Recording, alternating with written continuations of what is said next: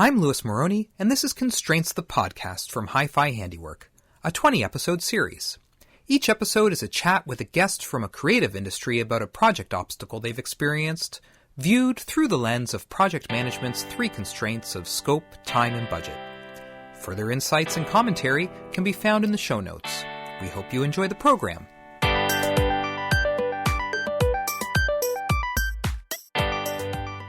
Today's episode is the penultimate in this 20-episode series. I don't know why I decided on 20 to begin with. I think I just needed some kind of constraint, and it was an effective one, balancing the need for 20 guests that represent a mix of the creative industries, but still to delve deep enough to meaningfully explore the commonalities of the effects of the three constraints. Over the course of this series, I have spoken with a placemaker, clothing designers, performing artists, chef, even an astrologer, just to name a few. All along the way, pushing the boundaries of what is considered a creative industry and looking for common threads that might connect them all. But just as variation can help you hone in on what remains the same, so can drilling down on something help reveal truths.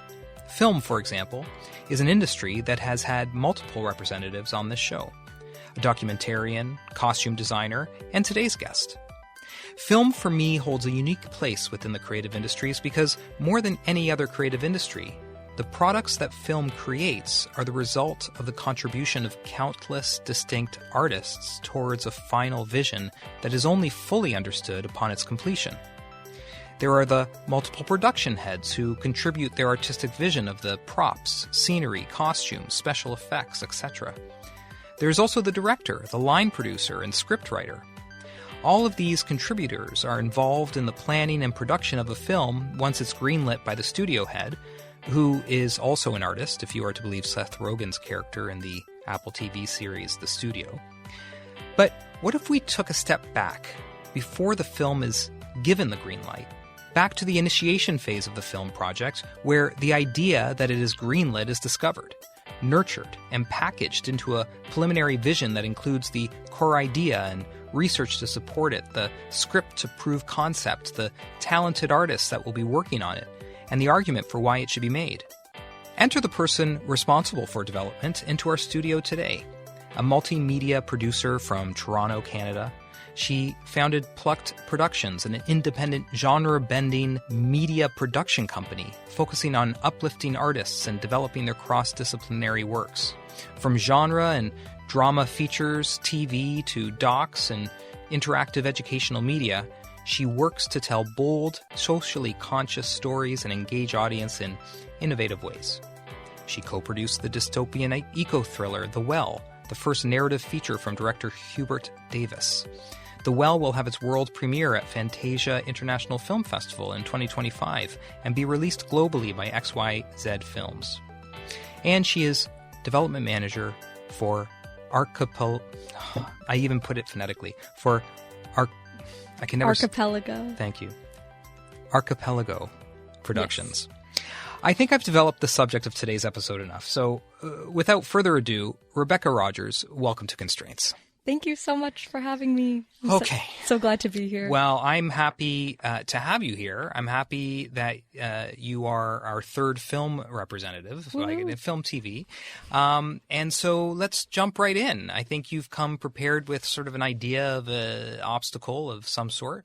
Yeah, I mean, you put it so well in your introduction, talking about producing as a creative field with a lot of different strategies that people don't think about. And so I wanted to come today and talk about feature film financing in Canada, specifically independent financing. What does independent mean, actually? Yeah, so you had mentioned in your intro a lot about studios, and the studio system is really quite big in the US, but it's not really a system here in Canada.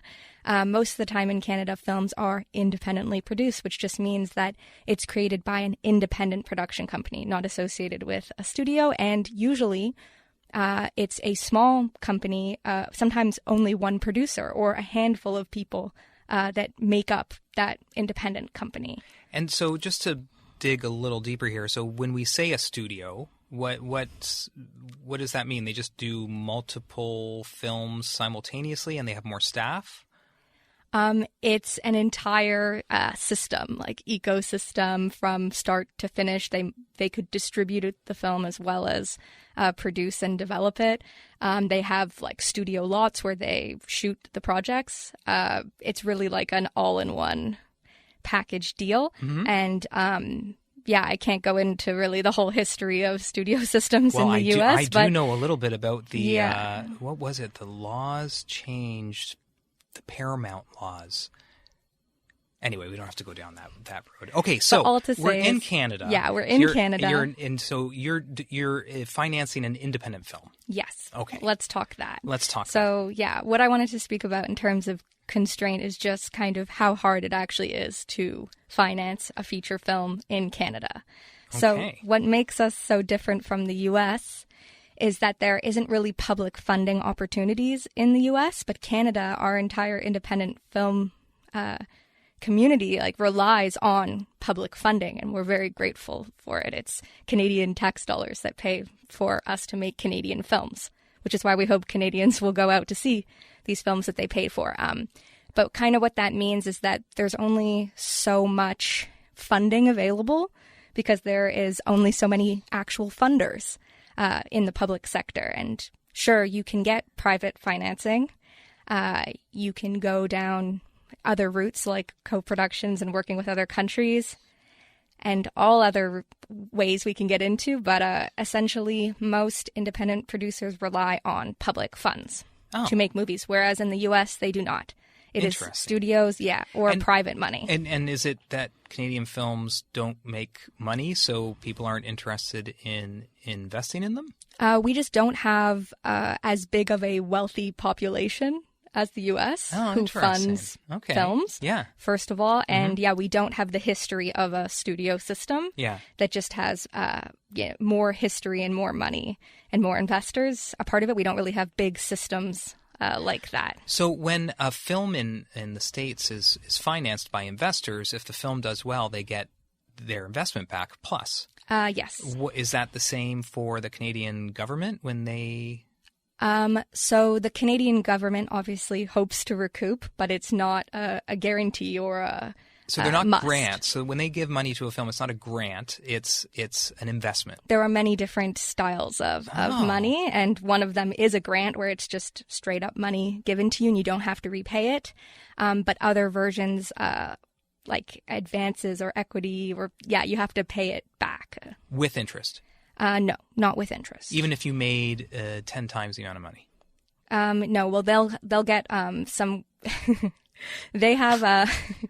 They get what's called back end, like the producers, the financiers, anyone who puts money in, they can get a percentage of the back end, which is like whatever revenue you make on a project, it gets split and in what we call the waterfall, which is like how the money trickles down. It sounds magical. Yeah.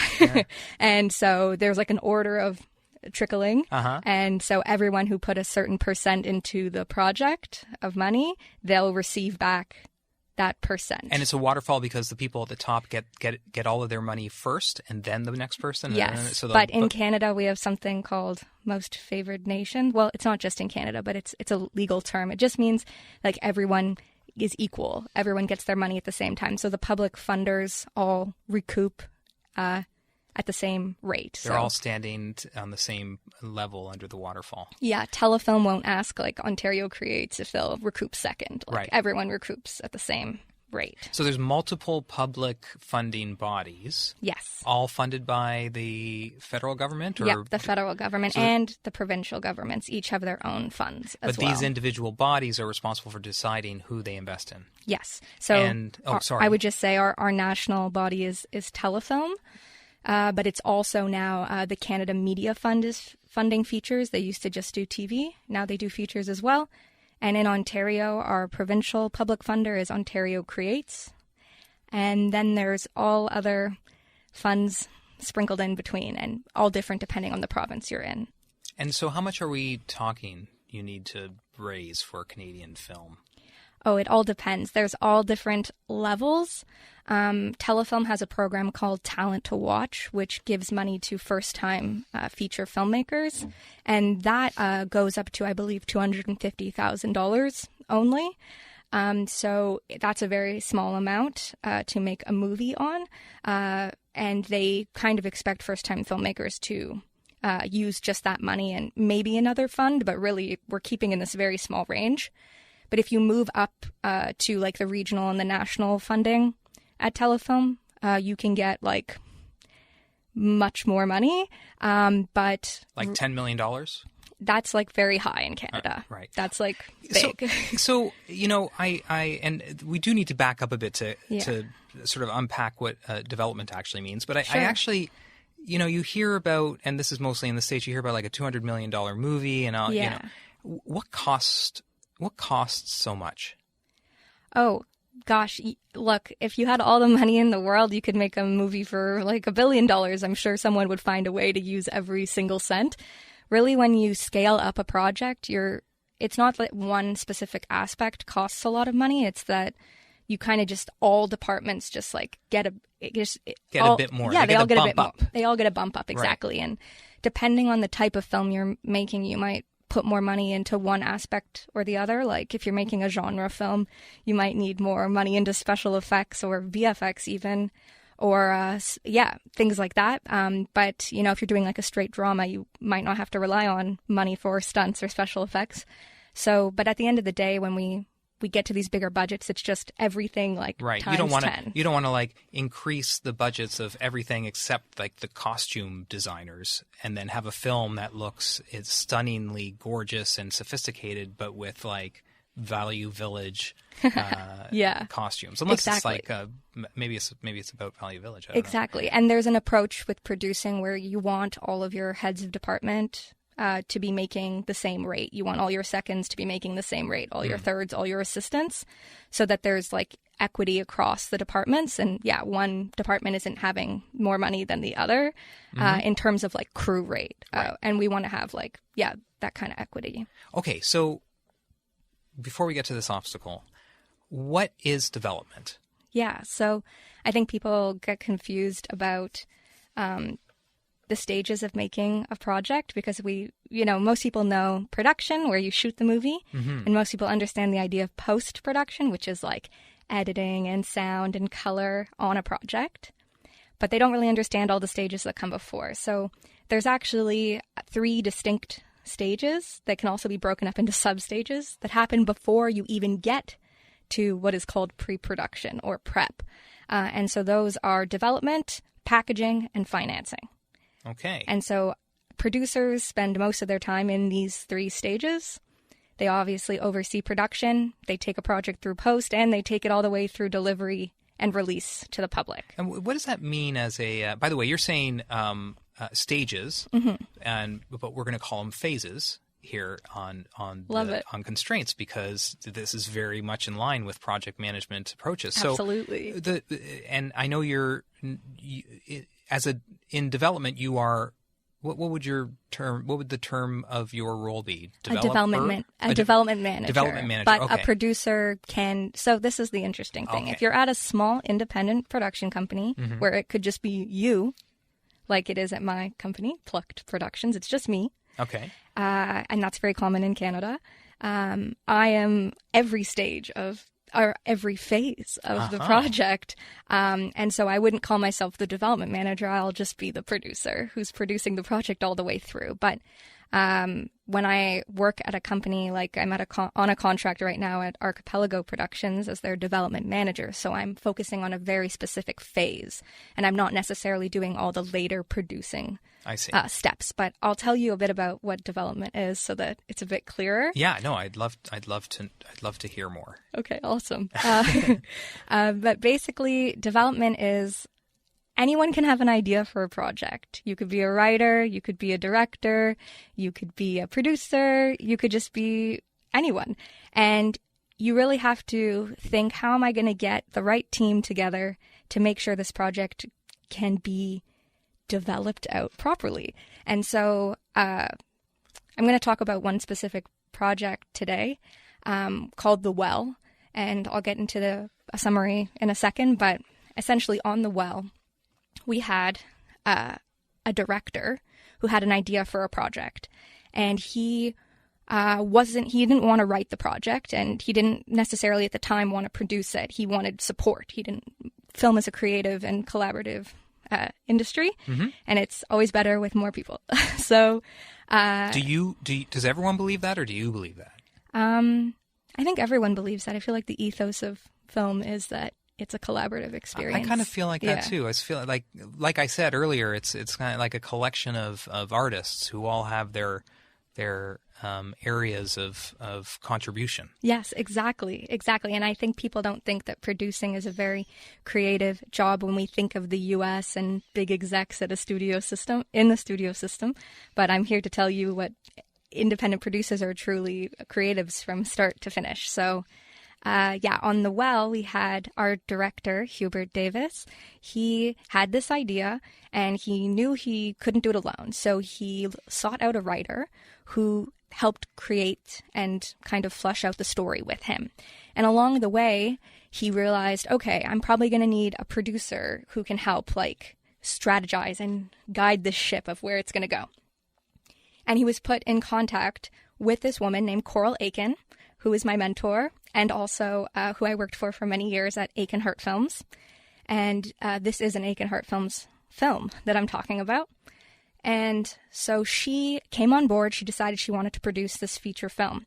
And she came in right away, and in the stage of development, she decided, okay, maybe we need another writer who has a woman's perspective, because the protagonist of this film is a young teenage girl.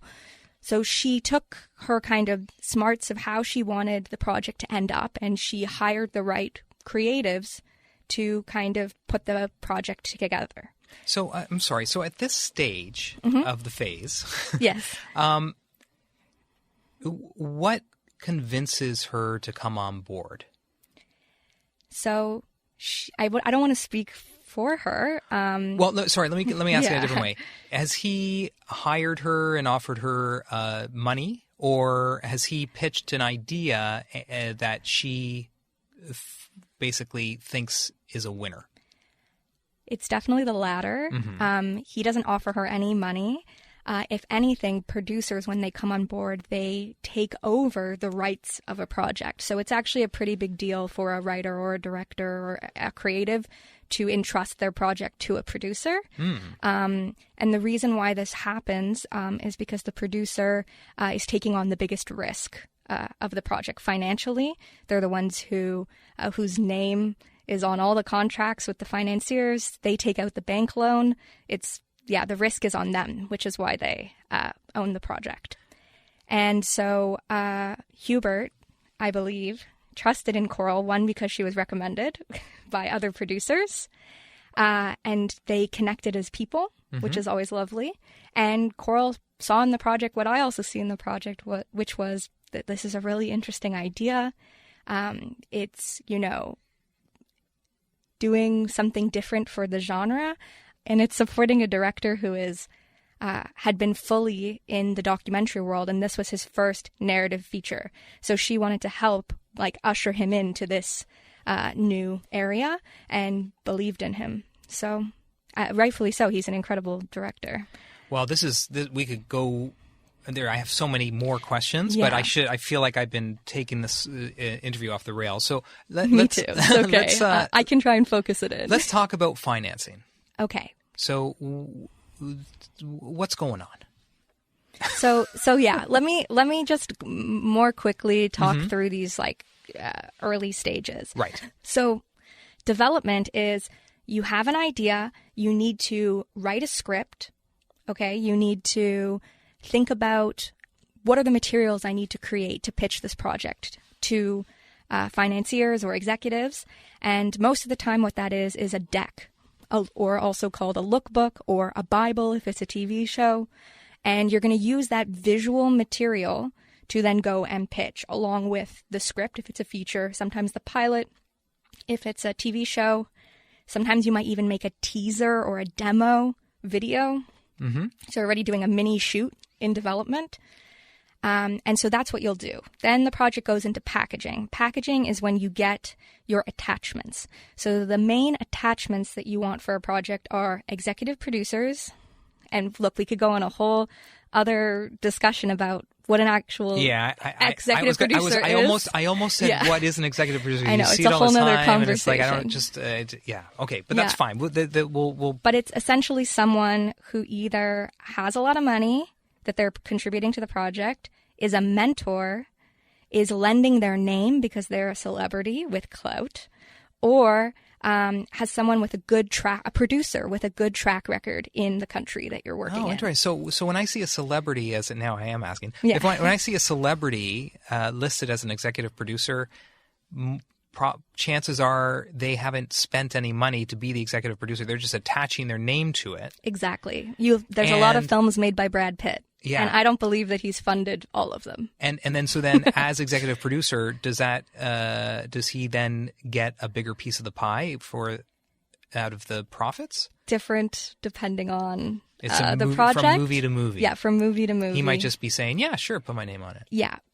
because he believes in the project. Right. But that's a whole nother can of right. worms for the U.S. But I'll say that the most important thing just to say about attachments. So you got you could attach an EP, you can attach a showrunner if it's a TV show, or a director if it's a feature.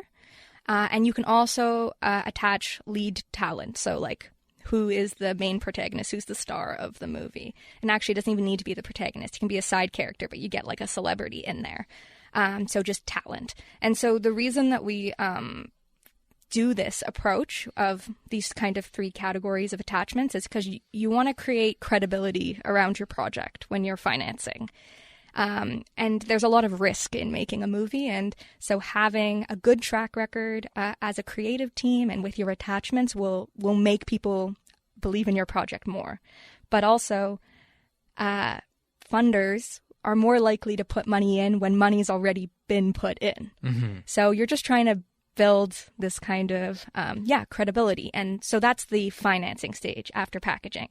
Financing is when you go out, you apply for grants, you apply for funds, you pitch to broadcasters, distributors, and you try and get people on board the project so that you can close up your financing.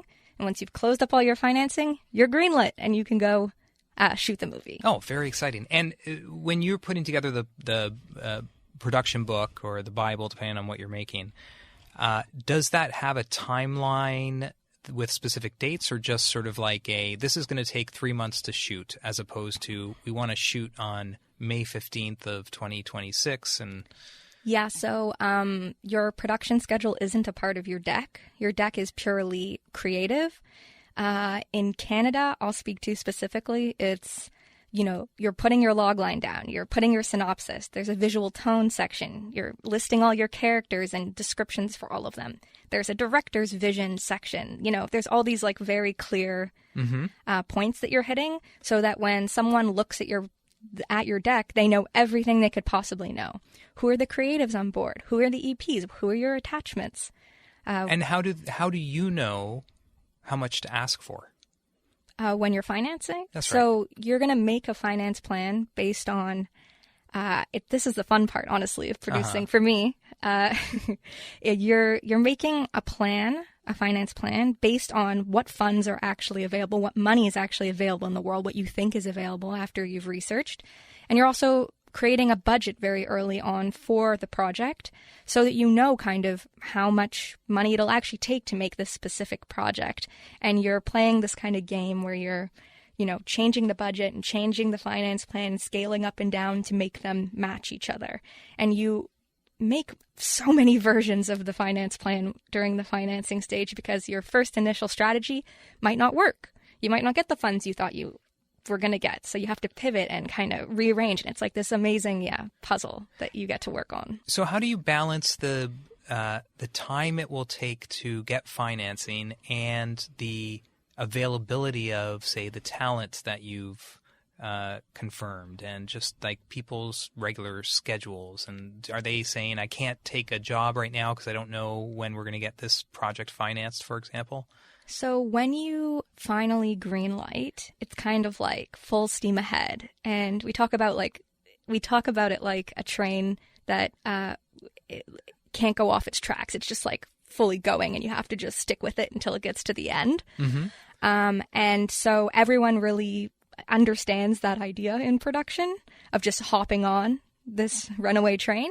And when it comes to attaching talent, you'll work with like the agents, So yeah, when you're attaching talent in the development stage. So in the development stage, when you work, yeah, sorry, I said exactly.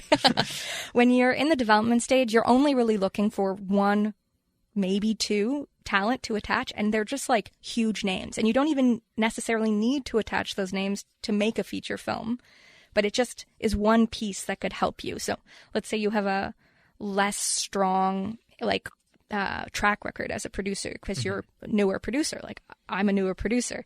I would maybe want to attach a really strong EP or a really like big star. I would try to do that to build the credibility of my project. So in that sense, you're basically courting, a celebrity star through their agent, through them, any means that you can.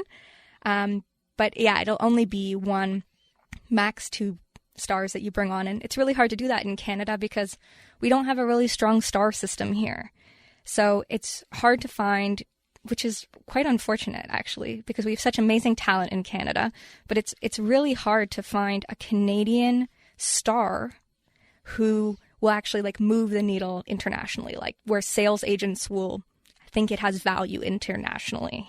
Right. Or it's a Canadian star that's moved to the States now and they're just sort of out of reach from a Canadian. Like what about like a Ryan Reynolds? Yeah, I mean, it's not that they're out of reach. You can definitely bring them back. This gets kind of into a lot more like... I guess you could get anybody. They don't have to be Canadian. You can get anyone.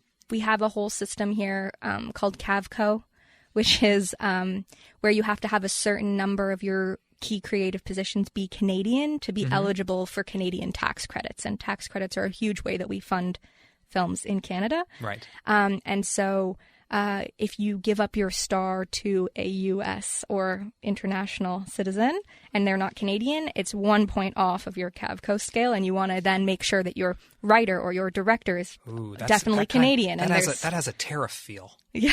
No. Okay, so listen, what happens if you get the funding based on the package that you put together, and then you lose the star that you had attached to it? Does that doesn't? No one's taking your funding away. That's a great question. Never happened?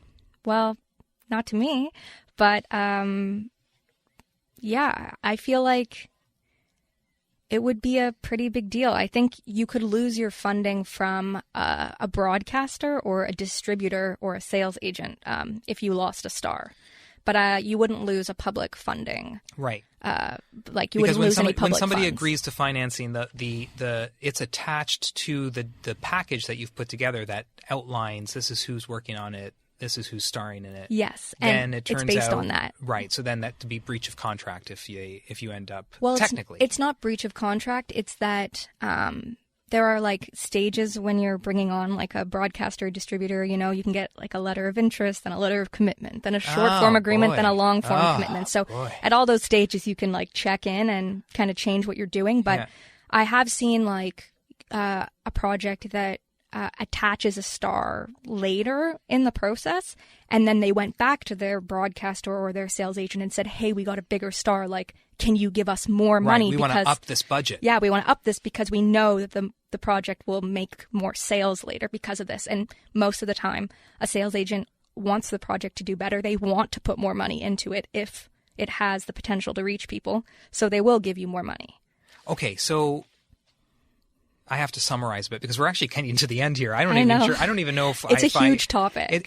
But this is like, I think you've done a really nice job of sort of describing the landscape here. So what I heard was you basically design, if we're going to use like the running train, the runaway train sort of notion, you're like, you build this beautiful train and then you just need fuel. Yes. And then once you get that fuel, it's everyone better full be steam on board. Ahead. Yeah.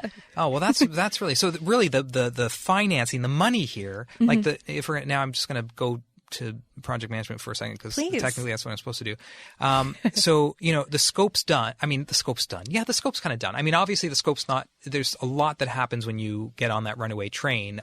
There, you don't have a film yet, but you've made this really, it's kind of a charter, but you've made this selling package of what your film's going to be, which is nothing until you get that money.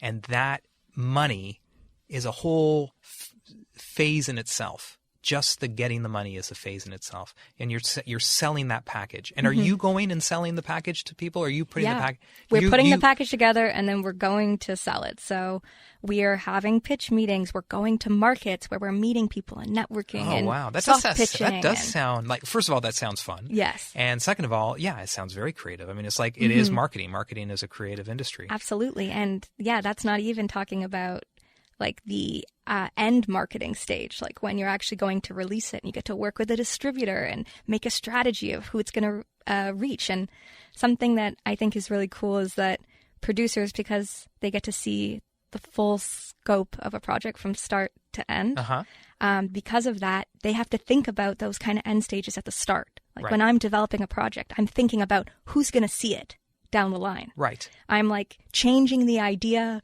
shaping it, bringing on the right people so that I know like what company is going to want to distribute this? What company is going to want to broadcast this? Like, does it fit within that company's kind of mandate? What actual people, like real people, are going to get to enjoy this art? Because we're not making films and TV for no one. We're making them with an audience in mind. And that's the kind of exciting, creative part from start to finish. Oh, well, that's a beautiful way to sort of tie everything together. So, wow. So, but now, what can you tell us about? Can you say anything about The Well? Yes, I wanted to give you a description of the project. Give us a description of The Well. And tell you my role also. Okay, great. And how I kind of came on board, just in case you want to put this in. Well, it's in. Yeah, All love right. it. Okay, we're in. Okay, so The Well is a dystopian eco-thriller. Ooh, it's set in a near future where the world's water supply has been contaminated by a deadly waterborne virus. An environmental collapse has left survivors to fight over the precious remaining resources.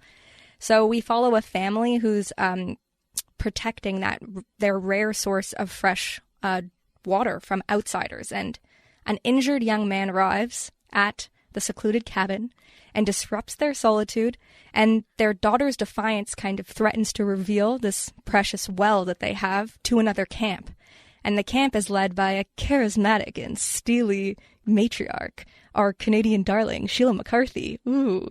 And danger brings kind of the two factions together in this like thrilling ride. And what really brought me to the project is this idea that The Well challenges us to expand our imagination on what and who we need to let in to rebuild at the end of the world. So it's really a project about hope. And yeah, I came onto this project in 2021 when I was being mentored by Coral Aiken at Aiken Hart Films. And I ended up co-producing this film with her, and our director, Hubert Davis, is also a producer on this project. So the three of us just became a unit and did this together. But I also wanted to tell you in terms of timeline, just because it's interesting and because Constraints talks about scope, time, and budget. Thank you. That Hubert conceived of this idea in 2015. Okay? It's 2025. Yeah. We did have a pandemic in the middle there, which slowed things down. But the first idea was in 2015. The first producer, Coral, came on to the scene around 2018. And then I came on in 2021. And the first financing only came to pass in 2021. And the film will be released in 2025. So you can see it's that actually almost feels like so fast once you got that. Like it seems like it happened. It was produced really quickly. Well, yeah, when the financing came into place, but there were a lot of obstacles. Could be a whole nother episode just on how hard it was to get it financed and how kind of slow the public funding cycles are. But we persevered and we got the movie fully financed, and it's a different financing structure than we thought from the start, but it all worked out. And we got to make this movie with literally an incredible cast, an incredible crew. It was a very magical experience, honestly, on set. Truly one of a kind. And yeah, I'm just so excited for it to be in festivals this summer and then released. Yeah, in Canadian cinemas, in U.S. cinemas. It's going to be awesome. Well, I mean, I'm happy for you that you had that magical experience. That sounds great. Thank you. Congratulations. Oh, thank you. And I can't wait to see it. And so when people, if people wanted to, like, do you want people to seek you out online? Yeah, people can definitely seek me out. So where do they go? So my website is rebecca-rogers.com. If you want me to help you develop a project and collaborate together, hire me to write your grants, get some consulting in, whatever you need, I'm there. I'm a bit private on social media just because I don't really like to display my life. Mm-hmm. But if we end up working together, I will add you to my Instagram. Oh, that's a real selling point. Yeah. But yeah, otherwise, you can follow The Well on all social media, and yeah, wait to see it in theaters. Okay, great. So we have one last thing we need to do, which is have you finish a sentence. The sentence is, creativity is. Creativity is something that comes from within you and pushes out of you in an uncontrollable way that you just have to harness it and turn it into something cathartic. Oh, that's really good. Maybe something like that. Okay. Well, Rebecca Rogers, thanks for being on Constraints. Thank you so much for having me. This is such a pleasure.